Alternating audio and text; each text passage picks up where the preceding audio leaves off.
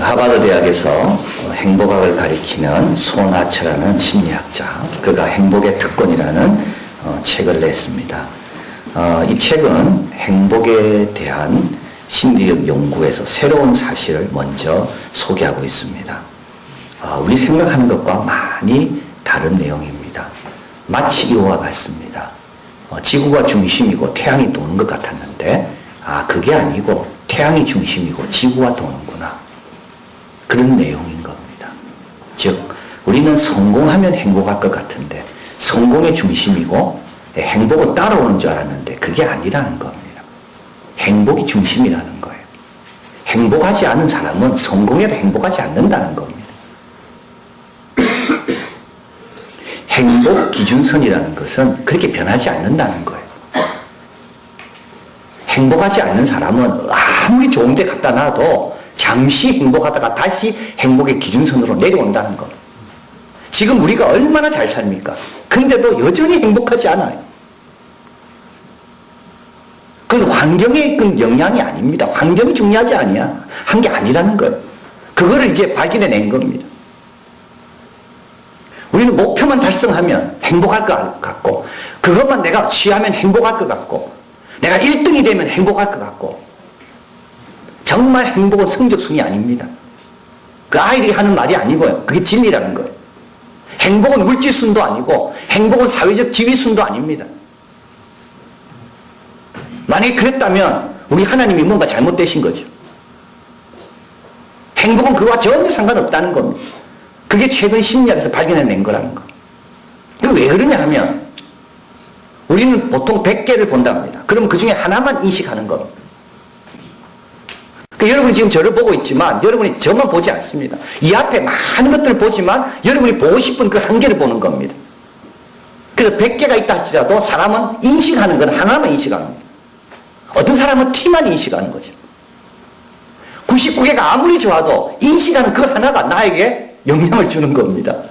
내 판단의 근거는 100개가 아니고요. 내가 지금 주목해서 내가 보고 있는 그 하나가 내 판단의 근거가 되는 겁니다. 그러니까 99개가 아무리 좋아도 나는 꼭 그 부정적인 T를 발견해내는 사람에게는 절대 행복할 수가 없는 거예요. 그러나 90개가 나빠도 그 중에 좋은 거를 보는 사람은 감사한 거예요. 변호사들이 우울증 환자가 4배가 3배가 많다 그러거든요. 이 책에서. 왜냐하면 변호사들은 직업상 남의 결점을 찾아내야 되기 때문에. 그래서 이런 사람들은 뇌의 구조가 그렇게 되어 있다는 거예요. 그래서 여러분이 지금 자꾸 생각하잖아요. 그 생각하는 대로 뇌는 자꾸 이어져 가고 있습니다. 그래서 그걸 바꾸는 작업이 필요한 거죠. 그래서 보통 습관을 바꾸는데 21일이 걸린다는 말이 뇌의 구조를 바꾸는 겁니다. 뇌는 그쪽으로 자꾸 개발되게 되어 있는 거예요. 그래서 변호사는 직업상 할 수 없이 남의 결점을 찾아내야 되고 결점을 안 보여야 되고 근데 집에 가서도 그렇게 된다는 거예요. 좋은데 놀러 갔어도 그렇게 된다는 거예요. 그래서 변호사는 행복하지 않대요. 아무리 성공해도 부족한 것만 보는 사람은 결코 행복할 수가 없는 거예요. 사람에 따른 거지 환경에 따른 게 아니라는 거예요. 그 대신에 행복하면 성공할 가능성이 높다. 왜 행복하면 성공할 가능성이 높을까요? 행복이라는 말은 긍정심입니다. 여러분 부정적인 사람은요 절대 행복하지 않습니다. 매사에 긍정적인 사람은요 행복 기준선이 높은 거예요. 긍정적인 사람은요 다른 사람이 다 좋아합니다. 긍정적인 사람은 함께 있고 싶어 합니다. 긍정적인 사람은요 시야가 넓어진대요. 그러니까 일도 잘할 수밖에. 와이즈맨의 실험은 이 책을 소개합니다. 신문에 난 그림을 찾는 숙제를 냈습니다. 근데 어떤 사람은 열심히 찾고 빨리 찾습니다. 긍정적인 사람은 뭐든지 빨리 끝냅니다. 부정적인 사람은요 시간 오래 걸립니다.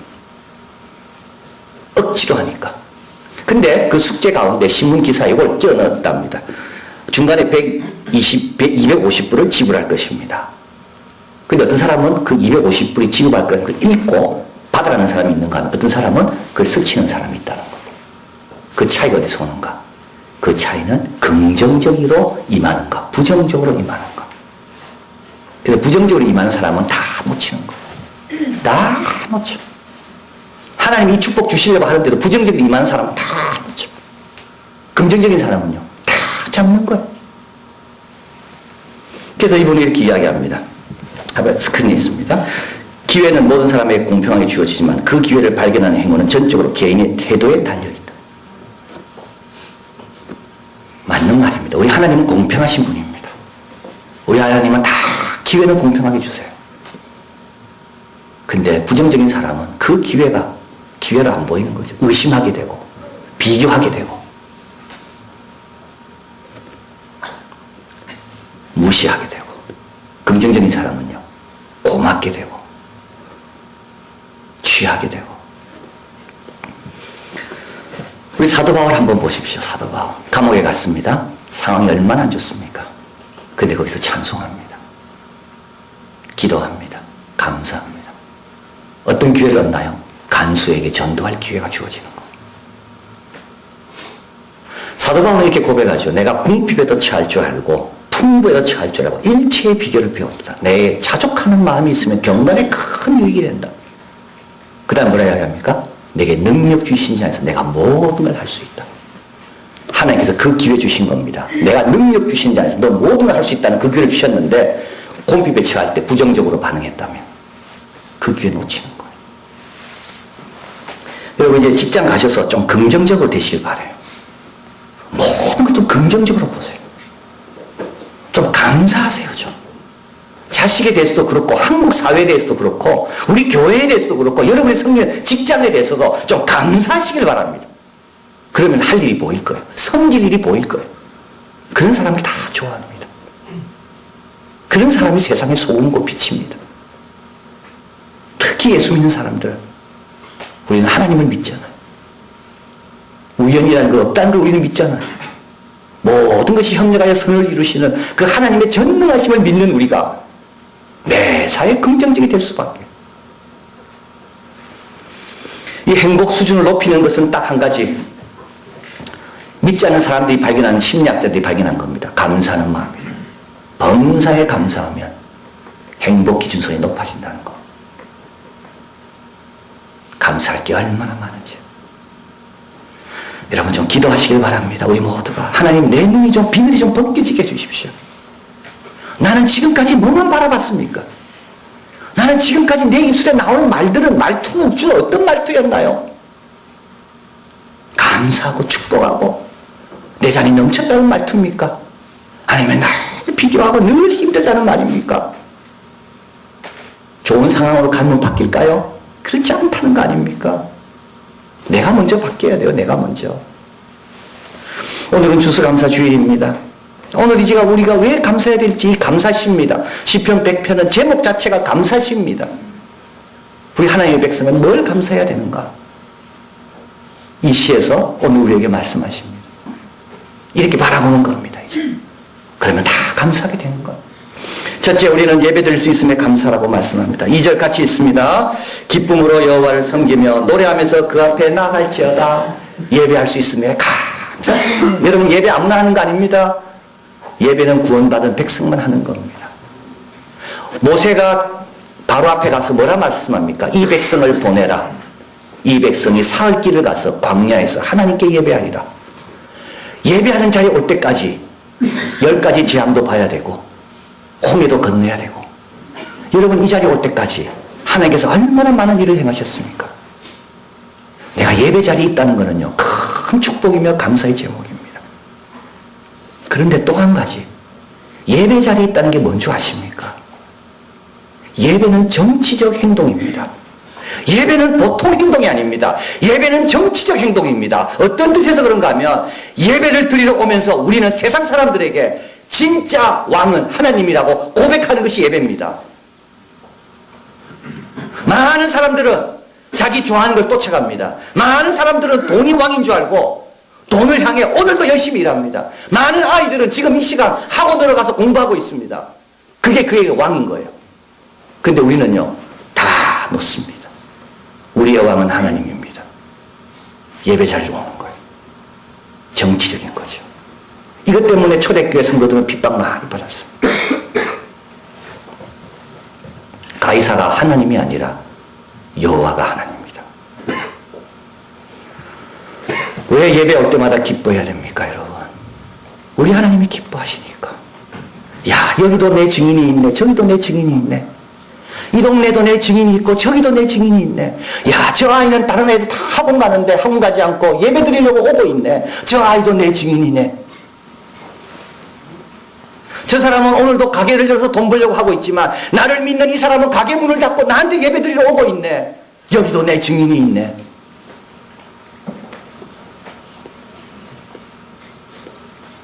오늘 예배할 때 어떻게 나가요? 큰 소리로 외치라 되어 있습니다. 환호성을 지르면서 나가는 겁니다. 내 하나님은 물질이 아니다. 내 하나님은 명예도 아니고 내 직장도 아니고 내 직분도 아니고 내 하나님은 우리 하나님. 근데 그걸 보시는 하나님이 기뻐하시는 거예요.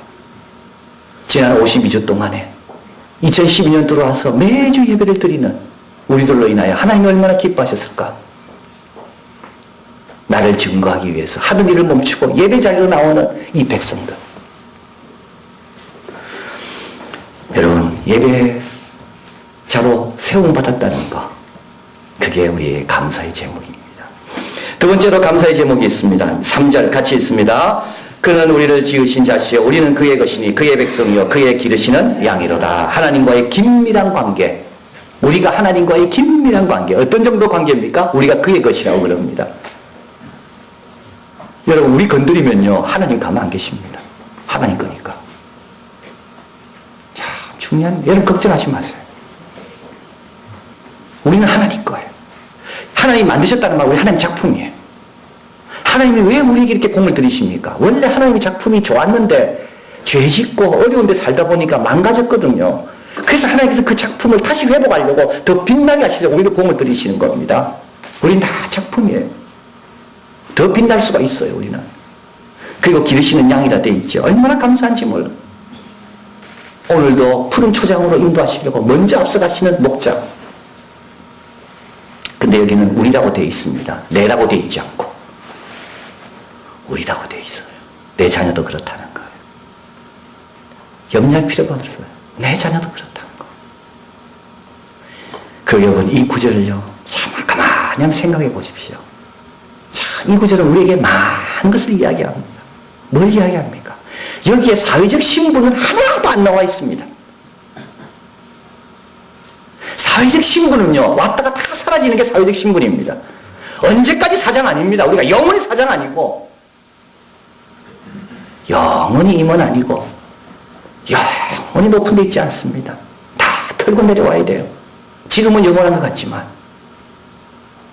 근데 영원한 우리의 자리가 있죠. 주님이 기르시는 양이라는 자리, 주님의 것이라는 것. 우리에게는 영원한 안정된 자리가 다 보장되어 있는 것. 얼마나 감사한지. 영국의 경영사가입니다. 게리 해머. 지금 중요한 것은 무엇인가라는 책을 냈습니다. 이건 미국의 서브프라임 모기지 그 사건을 이제 이분이 분석하면서 현대에 있는 그런 자본주의의 문제가 뭔가를 이제 분석한 책입니다. What matters now? 지금 중요한 게 뭔가? 오늘 이 탐욕에 찌들어 있는 우리 천재들, 이거 다 천재들이 만든 겁니다. 어떻게 하면 수수료를 많이 받을까? 상품들을 다 쪼개고 거래를 복잡하게 만들고 그 월스트리트에 있는 그 천재들 다 공부 잘해가지고 좋은 대학 가가지고 돈 많이 주는 거 가서 거기서 연구한 게 뭐냐면 수수료를 어떻게 많이 받을 건가? 쪼개는 데 명수죠. 그래서 복잡하게 관리를 못하는 거예요. 하도 쪼개놔서. 그래서 지금 이렇게 어렵게 된 거예요. 그래서 그는 그 책을 아주 신랄하게 이 책에서 비난합니다. 그러면서 이렇게 What matters now? 지금 우리에게 중요한 게 뭔가? 가치를 회복해라. 혁신해라. 뭐 이런 내용이 나옵니다. 근데 거기에서 그는 이 가지 이야기를 합니다. 우리가 동정심을 잃을 때가 두 가지가 있다는 거. 하나는 너무 목표지향적이 되면 동정심을 잃는데 모든 것들은 다 수단밖에 안 보이는 거예요. 또 한 가지는 높은 자리에 올라가면 동정심을 잃는데 자, 밑에 사람이 미치는 영향력에 대해서 그렇게 생각을 많이 안 한다는 거.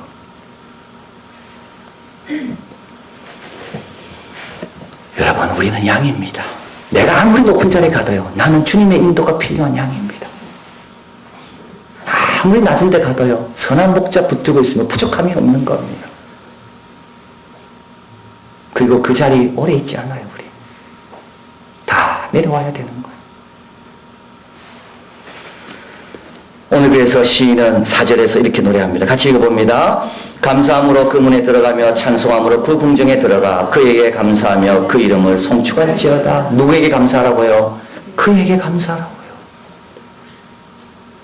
잘 될 때는 그분 쉽게 생각했죠. 그러나 다 놓고 나올 때는 그분밖에 없는 거예요. 그분밖에. 그리고 높아졌을 때 더 위험합니다. 이 책에서 이야기하는 게 있습니다. 여러분 우리가 잘 아는 겁니다. 이자가 많을수록 위험한 상품 아닙니까? 고수익을 보장할수록 위험한 상품 아닙니까? 내가 고수익을 받을수록 나는 위험해진다는 겁니다. 꼭 기억하십시오. 내가 수입이 많아지고 자리가 높아질수록 그만큼 나는 위험에 처한다는 겁니다. 그걸 알고 올라가야 되는 거예요. 그래서 여전히 우리는 양인 거예요. 하나님이 우리를 어떻게 보시는가? 오늘도 하나님의 작품으로, 내 것으로, 내가 길러야 될 양으로, 인도해야 될 양으로. 근데 나뿐만 아니라 우리 식구들도. 그러니까 감사한 겁니다. 내가 그 위치에 있다는 것. 마지막으로 하나님께 우리가 오늘 시인 중에 감사하는 것은 우리에게 미래가 있기 때문에 감사합니다. 5절 같이 있습니다. 대저 여호와는 선하시니 그 인자심이 영원하고 그 성실하심이 대대에 미치로다. 여러분 참 이 대대에 미친다는 말은 너무 복된 말씀입니다. 영원하다는 겁니다. 근데 이 고백이 왜 나왔겠습니까? 이스라엘 백성은 지금 멸망했습니다. 다윗 왕가는 끝났습니다. 성전은 다 허물어졌습니다. 89편에서 시인은 이렇게 하나님 앞에 탄식합니다. 다윗에게 하나님이 성실함을 두고 맹세했는데 그 맹세는 지금 어떻게 된 겁니까? 하나님 뭐라 말씀합니까? 성실하심은 대대에 미친다. 스펄전 목사님 말합니다. 당신이 못 보더라도 걱정하지 마라. 당신의 자손이 볼 거다. 당신이 자손이 못 봐도 걱정하지 마라. 그 손자가 볼 거다. 왜냐하면 하나님은 대대의 성실을 약속하셨기 때문에. 우리에게는 뭐가 있나요? 미래가 있는 거예요. 조셉 슌페트라는 그 오스트리아 빈 출신입니다. 혁신이라는 말을 만들어낸 사람입니다. 오늘날 우리는 혁신하지만 사실 이 혁신이라는 말은 경제학자 조셉 슌페트가 한 말입니다. 26살 때 경기순환론이라는 책을 적는데요. 그 책은 지금도 어떻게 26살 사람이 이 책을 적어냈을까 할 만큼 감탄을 자아내는 그 책입니다. 근데 이 사람이 이 책을 냈을 때 케인즈가 또 다른 책을 냈기 때문에 이게 빛을 발하지 못했어요. 그러나 지금도 책을 연구하는 사람 조셉 슌페트에서 감탄합니다. 오스트리아 빈 출신이지만 그 사람은 나중에는 하버드에 가서 경제학을 가르칩니다. 그분이 했던 유명한 말이 혁신이란 말이고요. 또 창조적 파괴라는 말이에요. 그분은 자본주의를 아주 연구를 많이 했습니다. 그래서 공산주의 이론가 칼 막스가 보는 자본론의 부조가 허점이 뭔가를 다 밝혀낸 거예요. 칼 막스는 자본과 노동의 관계를 이야기했지만 실제로 자본주의의 정신은 자본이 아니라는 것. 자본주의의 핵심은 기업가라는 것. 기업가. 기업가가 하는 일이 뭡니까? 미래를 끊임없이 제시하는 사람이 기업가입니다. 끊임없이 미래를 제시하는, 끊임없이 혁신하는 사람. 기업가들은 이 마이크 말고 앞으로 새로운 마이크가 뭘까 연구하고 있습니다. 여러분 의자 편하게 앉아 계시지만 기업가들은 이 의자가 미래에는 또 어떤 의자로 발전돼야 될까 끊임없이 연구하고 있습니다. 그런데요, 그가 중요한 걸 이야기합니다. 기업가가 끊임없는 혁신을 하지만 그 혁신이 가능하게 하는 게 있는데 그게 바로 자본가죠. 투자해 주는 거 아닙니까? 그런데 투자는 미래에 대한 기대가 있을 때만이 투자한다는 거예요. 그래서 기업가는 끊임없이 미래를 보여주는 겁니다. 이 상품의 미래, 이 서비스의 미래. 그래서 투자자는 그걸 보고 미래가 가능할 것 같으면 투자하는 거예요. 이걸 우리에게 적용해 봅니다. 나에게 적용해 봐요. 하나님 왜 나에게 투자하실까요? 왜 7번에 70번씩 또 용서해 주실까요?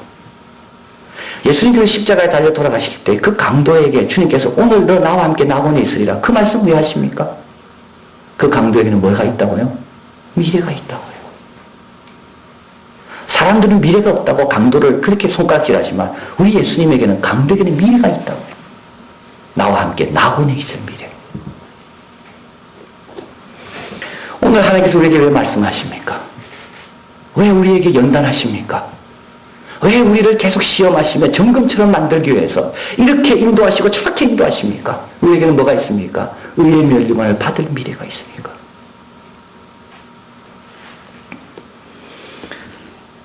예레미야 29장 11절 같이 한번 읽어봅니다.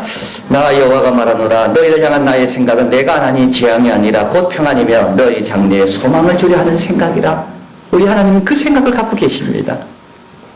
우리 장래에 소망을 주려는 생각. 그래서 우리에게 소망이 있다는 겁니다. 그 증거가 뭘까요? 증거는 오늘도 나에게 말씀을 주신다는 거예요. 그 얼마나 감사합니까? 내가 못 보면 내 자손이 보고, 자손이 못 보면 손자가 볼 것이고. 베드로전서 1장 3절 같이 읽어봅니다. 우리 주 예수 그리스도의 아버지 하나님을 찬송하려다 그의 많으신 긍휼대로 예수 그리스도를 죽은 자 가운데서 부활하게 하심으로 말미암아 우리를 거듭나게 하사 산 소망이 있게 하시며. 여기 산 소망이라는 말을 베드로는 강조합니다. 이 산 소망은 어떤 소망입니까? 부활 소망입니다. 부활 소망은 어떤 소망인데요? 아무리 죽이려고 해도 죽지 않는 소망이 부활 소망입니다. 부활은 죽음이 이길 수 없는 게 부활입니다. 하나님 안에 갖고 있는 우리의 미래는 어느 누구도 뺏어갈 수 없고 죽일 수가 없습니다. 그래서 부활과 함께 산 소망이 함께 나오는 겁니다. 얼마나 감사합니까? 우리에게 미래가 있으니까. 이 미래를 향해 하나님은 오늘도 끊임없이 우리에게 투자하고 계시니까. 시편 91편 5절 앞에 있습니다. 같이 봅니다. 여호와여 주의 행사가 어찌 그리 크신지요 주의 생각이 심히 깊으시니라. 이렇게 주님의 생각은 깊은 거예요. 그냥 투자하시는 게 아니에요. 우리의 미래를 보시고 투자해 주시는 거예요. 미래가 있기 때문에. 그냥 예배자로 오라는 게 아니에요. 이 예배는 정치적인 행위고 하나님이 진짜 왕이라는 것을 증거하라고 우리를 부르시는 겁니다. 하나님은 우리를 보실 때, 야, 네가 위치가 어디 그렇게 보지 않아요. 너는 내 양이다. 너는 내 것이다. 이 깊은 뜻이 있는 거. 그래서 우리는 조심해야 됩니다. 6절입니다. 무준한 자는 알지 못하며 무지한 자도 이를 깨닫지 못하나이다. 이렇게 돼서는 안 되는 거예요. 그래서 다른 것 기도하지 마시고 여러분. 무준한 자, 무지한 자가 되지 않게 달라고. 주님이 행하신 크고 놀라운 것들이 어떤 건지 날마다 새롭게 발견해달라고. 내가 지금 하고 있는 이 예배가 하나님께 얼마나 의미가 있는 일인지를 내가 확신하고 예배 자리를 잘 지키는 자가 있다고. 그러면 감사가 넘쳐나고 관점이 바뀌게 되고 시야가 넓어지고 이 땅에 사는 동안 행복하고 복되고 승리하는 삶을 사는 우리가 될 줄 믿습니다.